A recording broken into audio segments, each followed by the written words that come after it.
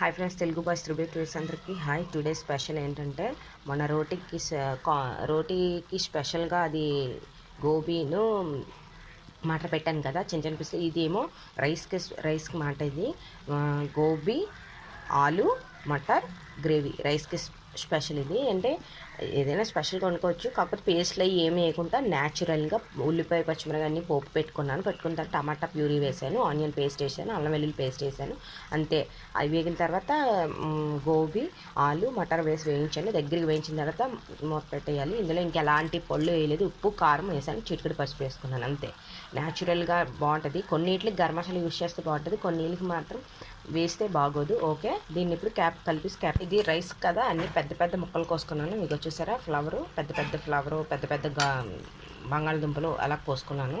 ఏంటంటే ఆలు మటర్ గోబీ రైస్కి కర్రీ ప్రిపేర్ అయిపోయింది. ఓకే.